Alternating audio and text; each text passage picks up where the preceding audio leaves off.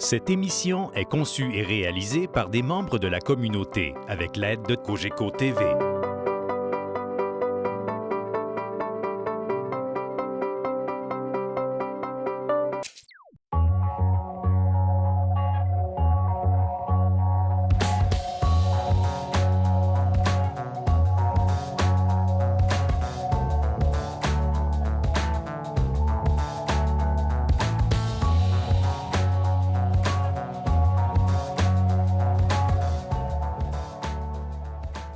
Bonjour, ici Éric Martin, bienvenue à la vitrine.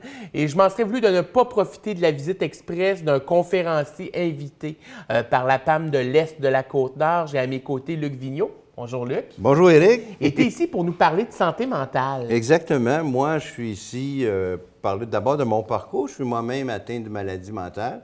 J'ai été dans mon jeune temps diagnostiqué schizophrène paranoïde.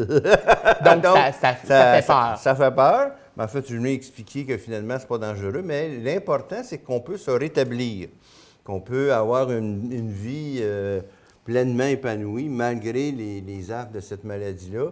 Et c'est la même chose pour les troubles dépressifs, bipolaires, etc. Donc, je suis venu leur parler comment on offre des soins ou quand on est proche, comment on supporte une personne atteinte en lien avec le rétablissement pour que la personne puisse s'épanouir. C'est un peu l'objet de la conférence que j'ai donnée. Ce que je trouve intéressant, vous avez lancé un livre qui dit « Je suis une personne, pas une maladie ». Oui, exactement. J'ai lancé ça il y a à peu près 2 ans, que j'ai coécrit avec d'autres personnes. On est 8 auteurs. Et puis, principalement, bien, on explique concret comment ça marche dans la vraie vie. Ça, c'est pas juste des paroles en l'air. D'abord, je suis une personne, pas de maladie, parce que les gens ont tendance à tout ramener à la maladie, là, tu sais. Ah, je peux pas travailler parce que je suis malade, je peux pas être en couple parce que je suis malade, je peux pas... Donc, on va d'abord dire, bien, on est des personnes avant tout.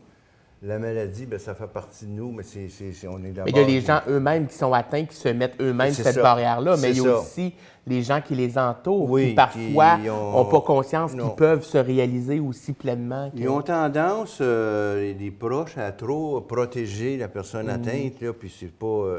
c'est pas péjoratif, c'est normal quand un proche malade... Mais une mère le fait pour son enfant. Une mère le fait pour son enfant. Donc, nous, ce qu'on dit, bien, pas trop...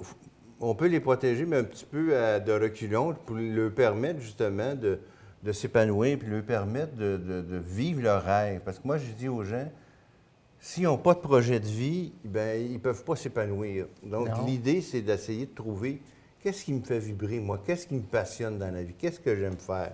Puis le point derrière tout ça, c'est de dire aux gens, justement, il faut aller plus loin que le diagnostic. Parce qu'une personne, Luc Vigneault, n'est pas qu'un schizophrène. Absolument pas. Tu sais, moi, je suis père aidant dans la vie, donc j'aide mes pères à se rétablir là, à Québec. Je travaille à Québec pour le CIUS de la capitale nationale, dans l'Institut universitaire santé mentale. Oui. Donc, j'accueille des gens qui sont complètement là, psychotiques, etc., puis aussi, je fais du suivi dans la communauté. On va voir les gens chez eux, on va voir les parents chez eux, pour justement aider aux personnes à se raccrocher, si vous me permettez l'expression, à la vie, qui dit qu'on peut avoir une belle vie malgré cette maladie-là. Mais est-ce qu'on voit parfois à tort la maladie mentale comme une faiblesse? Malheureusement, oui. Hein? Moi, au début, quand j'ai commencé à avoir une maladie mentale, j'avais honte. Pourquoi avoir honte? Hein? Puis effectivement... c'est pas une faiblesse, hein? C'est une maladie du cerveau. Le cerveau, ce grand est mal connu, qu'on peut dire. Mais donc, c'est une maladie du cerveau qui se guérit, qui se soigne, qui se traite très bien. Maintenant, on a des médicaments hyper pointus. Oui. Également des approches psychosociales qui supportent la personne. Donc maintenant, on peut aspirer à une qualité de vie. Puis on doit aussi l'exiger. Hein? Quand on va chercher les services, on doit exiger d'avoir les meilleurs soins qui existent. Au Québec, on les a. Ça, c'est vous me disiez, bien, en même temps, vous êtes en couple avec votre conjointe, votre amoureuse. Oui. Mais ça doit être difficile d'annoncer. Comment on en vient à annoncer notre diagnostic? C'est sûr qu'on ne fait pas ça le premier soir. Je pense que non. On attend que la relation s'installe, puis le lien y est là, le lien amoureux y est là. Puis à un moment donné... je sais pas, moi, après avoir fait l'amour, c'est toujours le meilleur baisse. Oui. Là, on se dit des choses. Puis non, ça s'est bien passé. Puis, Mais vous disiez qu'il faut tracer la ligne aussi. Oui. Il faut pas. Elle n'est pas votre infirmière. C'est à Absolument vous pas. de prendre en soin votre Oui, maladie oui, oui. et d'aller bien. Elle est à vos côtés. Oui. Elle vous soutient, mais c'est pas elle qui fait le travail à votre absolument place. pas. Moi, j'ai une entente avec elle. Là, effectivement, je ne suis pas mon infirmière. Quand elle me dit, Luc, si tu as des signes avant-coureurs que ta santé mentale se détériore, il faudrait aller consulter, bien, j'y vais. J'y vais parce que je veux pas perdre ce que j'ai acquis. Hein. Je veux pas perdre son amour, puis je veux pas perdre le lien que j'ai avec mes amis. Je veux pas perdre aussi les biens que j'ai, une maison, etc. Là. Tout à fait. Donc, non, je suis une personne responsable, comme plusieurs comme moi, qui ont d'autres maladies. Mais je pense aussi que c'est à la base pour ne pas nuire à l'amour non plus. Oui, pour pas c'est que ça, ça devienne une relation thérapeutique. Non, il ne faut pas que ça devienne une relation thérapeutique. Là, c'est malsain à ce moment-là. Là. C'est pas ça qu'on veut. Pour Tour de la pause, on va parler de belles causes pour la Oui. cause. Vous en êtes un des porte-paroles, Exactement. si je comprends bien. Oui. Donc, on en parle au retour de la pause. Bien, merci.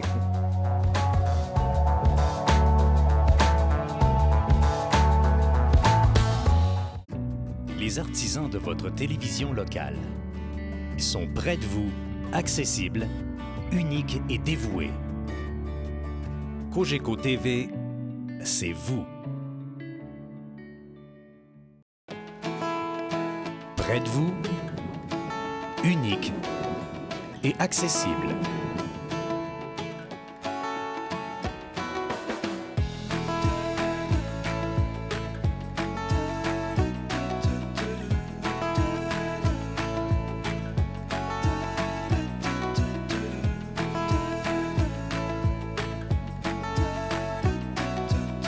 Cogeco TV, c'est vous.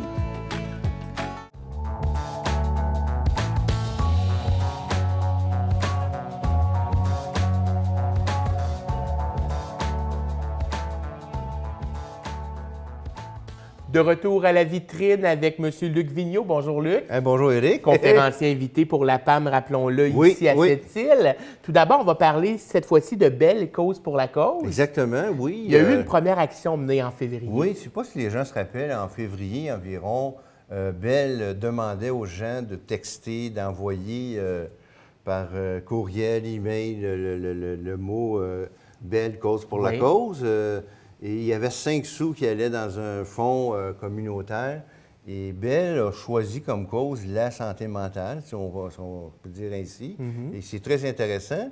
Et présentement, on est en période où les gens peuvent demander des subventions. On parle évidemment des organismes communautaires. Merci Ouais. de spécifier. Les organismes communautaires peuvent présenter des projets à Bell. Ils ont à aller sur le site. Et puis à ce moment-là, ils remplissent le formulaire en question et c'est soumis à un jury, bien sûr. On sait que la communauté, des fois, les sous, hein, c'est plus difficile. Oui, oui. Alors là, c'est un bailleur de fonds extraordinaire, merveilleux, pour des projets qui vont améliorer, bien sûr, la qualité de vie des gens qui ont des troubles mentaux. La sensibilisation, de La prévention, sensibilisation. on n'en fait jamais trop. Oui, la prévention, des trucs qui vont aider les gens. Et ça pourrait servir à la PAM de l'Est de la Eh Côte-Nord. oui, qui la vous a femme, invité. justement, je parlais avec Carole. Oui. Je ne veux pas dévoiler son, son secret, mais c'est une organisation qui songe sérieusement à demander un fonds monétaire de belle cause pour la cause. Et je leur souhaite profondément que le jury va être favorable à leur demande. Évidemment, l'organisme vous avez beaucoup échangé avec Carole, entre Oui. autres. Vous êtes un peu au courant de la mission de Bien, l'organisme. la mission, ils viennent en aide aux proches des gens qui ont un trouble de santé mentale. Vous savez, quand on a quelqu'un près de nous qui a une maladie, des fois, ma mère, elle me disait tout le temps, qu'est-ce que j'ai fait, Luc, pour que tu sois comme ça? Ah, Ben là, c'est parce que tu n'as rien fait. Là, tu sais, C'est la génétique. c'est la génétique, c'est la maladie, etc. Donc, il faut d'abord enlever la culpabilité chez les gens. Il faut aussi, les gens veulent savoir, je suis tout seul à qui ça arrive dans la vie, puis là, on se rend compte, oups, on regarde, non. Et comment intervenir avec une personne malade? Donc, c'est toutes des choses que la PAM peuvent aider. Puis également, s'ils ont besoin des fois, juste parler. Ah oui. Juste, ils vivent un moment difficile. Une oreille attentive, Une oreille ça fait- attentive. Ah oui. Bien, la PAM est là. Et puis, ils font beaucoup, beaucoup de choses. Donc, je vous invite fortement à les appeler. Puis en plus, bien, ça concorde avec un peu ce que vous vous donnez Oui. de manière générale comme mission, parce que c'est ce que vous faites. Moi, je l'ai dit dans le Nord-Côtier, je vous considère comme un ambassadeur de la santé merci. mentale. C'est un peu ce que vous faites comme Ben, travail de manière concrète. Oui, c'est ce que je fais aussi. Je me promène un peu partout au Québec, même en Europe. Je suis privilégié d'être invité dans des congrès internationaux là, à cause de mon livre. Oui. Et puis, les gens ont besoin d'espoir. Les gens veulent rentrer dans des approches contemporaines en psychiatrie, de dire bien, que la vie s'arrête là parce que c'est une maladie, ça c'est terminé, c'est derrière nous. On peut bien au contraire avoir une super belle vie, et les proches aussi. Il faut aller chercher les forces de la personne, puis il faut se faire des projets qui sont atteignables. Puis je pense que les gens peuvent avoir une belle vie, puis c'est ça qui est important. Ah non, puis ça prouve que la psychiatrie a changé, parce qu'on se rappelle, au début Oui. du 20e siècle, c'était automatiquement la lobotomie ou... C'était... c'était vraiment, on s'attaquait au oui. cerveau directement. Au là. Québec, les gens croyaient que c'était une fatalité de Dieu. Donc, ce n'est pas une fatalité de Dieu, c'est le cerveau qui est malade, comme des poumons peuvent être malades ou des reins peuvent être malades. Donc, c'est exactement... C'est un organe, le cerveau, hein? Puis, des fois, bien, il déraille. Avez-vous l'impression, dans une société qui est axée sur la performance, qu'on est peut-être trop exigeant, que parfois ça devient difficile pour une personne qui est atteinte d'un trouble de santé mentale de s'intégrer pleinement? Bien, c'est difficile pour une personne atteinte et c'est difficile pour une personne non atteinte Ben aussi. oui, tout à fait. Il y a des gens qui ne peuvent pas avoir des emplois où ça demande des performances des 12-14 heures par jour. Moi, je ne serais pas capable. Là. Je ne pourrais pas être un haut cadre d'une entreprise, par exemple, puis faire beaucoup d'heures, puis je ne serais pas capable. Par contre, la job que je fais me convient. J'ai un bon employeur qui prend en compte que j'ai une maladie mentale. Donc, ça va bien. Puis ça me permet de bien gagner ma vie. Puis... voilà, oui. Mais est-ce qu'en même temps, il n'y a pas certains employeurs au milieu de travail qui pourraient peut-être abaisser leur attente? Peut-être qu'on en demande trop aux gens? Parce qu'on est tout le temps dans cette espèce, j'ai l'impression, de performance. Oui, mais aussi, on peut-être d'être un peu plus à l'écoute des employés. Il y a des grosses entreprises qui engagent, par exemple, des infirmières. Il y a même des systèmes de père aidant à l'intérieur de l'usine. Ou quand quelqu'un, par exemple, vit un divorce. On a tendance à dire « si ça ne file pas, appelle-moi ». Bon, ça, on sait, il ne faut pas faire ça. Il faut dire à la personne « viens, on s'en va prendre un café ensemble, puis on va parler de ton divorce ». Ça fonctionne, ça évite beaucoup de problèmes, ça évite des suicides surtout. Donc, il y a moyen dans des entreprises où ça demande la performance, mais d'installer un système on appelle ça des sentinelles. Oui. Bien, qui peuvent être reliés au programme d'aide aux employés d'une certaine façon. Qui est relié au programme d'aide aux employés, mais les gens sont sur le terrain, puis ils voient le collègue qui n'est pas bien. Bien, à ce moment-là, c'est de faire le lien justement avec le programme d'aide aux employés. Il y a même eu des publicités de la CSST là-dessus aussi Oui, récemment, oui, au niveau de la santé mentale, Exactement. où on voyait des situations en milieu de travail, puis une personne qui est arrêtée pour burn-out, ce que ses collègues peuvent penser, Exactement. peuvent penser d'elle ou de lui. Oui, j'ai vu ces publicités-là. En effet. Mais tant mieux qu'on en fait maintenant, hein, parce qu'avant, c'était tabou, c'est ça. Bien, en tout cas, merci, Luc, d'avoir c'est accepté déjà l'invitation. fini? Ben oui, ça... Toute bonne Merci chose a une infiniment. fin. Ben oui, Et c'est on va gentil. te souhaiter un bon retour à Québec. Ben oui, on espère Et reviens nous voir sur la Côte-Nord. Avec grand plaisir.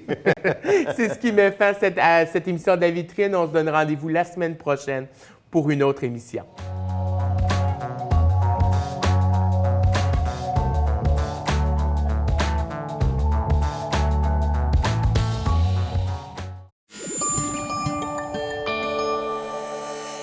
Cogeco TV, un service exclusif aux clients de Cogeco.